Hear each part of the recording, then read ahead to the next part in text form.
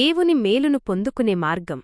ప్రియమైన వార్లారా, ఈరోజు మనం ధ్యానించుకుంటున్న వాక్యం మనకొక గొప్ప నిశ్చయతనిస్తోంది. దేవుడు మంచివారికి, యథార్థ హృదయులకు మేలు చేస్తాడు అని మనం చదువుకున్నాం. ఈ మాటల్లోని లోతైన అర్థాన్ని 3 ముఖ్య విషయాల ద్వారా మనం అర్థం చేసుకుందాం. 1. మంచితనమంటే ఏమిటి? లోకం దృష్టిలో మంచితనమంటే ఎవరికీ హాని చేయకపోవడం కావచ్చు.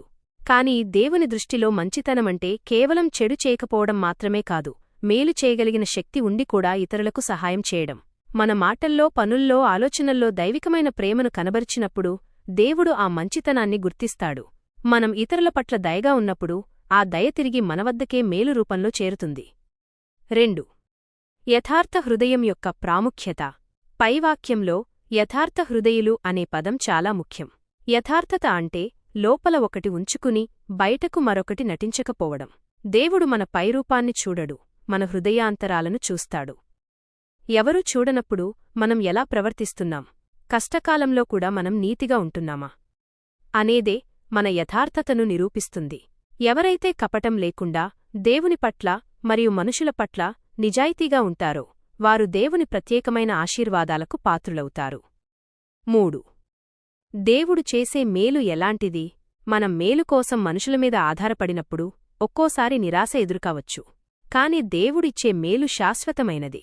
ఆయన చేసే మేలు కేవలం ఆర్థికపరమైనది మాత్రమే కాదు, అది మనకు మనశ్శాంతిని, కుటుంబంలో నెమ్మదిని మరియు ఆపదలో రక్షణను ఇస్తుంది. మనం మంచి మార్గంలో నడుస్తున్నప్పుడు ఎదురుగాలి వీచినా సరే దేవుడు తన హస్తాన్ని చాపి మనల్ని ఆదుకుంటాడు. ముగింపు. ఈరోజు మనల్ని మనమొకసారి పరీక్షించుకుందాం. మన హృదయం యథార్థంగా ఉందా? మన ప్రవర్తన మంచిగా ఉందా? లోకం మనల్ని గుర్తించినా గుర్తించకపోయినా పైన ఉన్న దేవుడు మనల్ని చూస్తున్నాడు. ఆయన అన్యాయస్థుడు కాదు. మీరు చేసే ప్రతి చిన్న మేలుకు, మీరు చూపే ప్రతి యథార్థతకు ఆయన ఖచ్చితంగా ప్రతిఫలాన్నిస్తాడు. కాబట్టి పరిస్థితులు ఎలా ఉన్నా సరే మంచితనాన్ని వదులుకోవద్దు, యథార్థతను విడిచిపెట్టవద్దు. నిశ్చయముగా దేవుడు మిమ్మల్ని ఆశీర్వదించి మీకు మేలు చేస్తాడు. ప్రార్థన. మగల మా పరలోకపు తండ్రి, మీ వాక్యం ద్వారా మాతో మాట్లాడినందుకు వందనాలు. దేవా, ఈ లోకంలో మేము జీవిస్తున్నప్పుడు ఎల్లప్పుడూ మంచిని ఎంచుకునే శక్తిని మాకు దయచేయండి. మా మాటల్లో, పనుల్లో యథార్థతను కాపాడుకుంటూ మీ దృష్టికి ఇష్టమైన బిడ్డలుగా జీవించే కృపను ప్రసాదించండి. మంచి హృదయంతో మేము చేసే ప్రతి పనిని మీరు దీవించండి. మా కుటుంబాలలో మీ మేలులను, నెమ్మదిని నింపండి.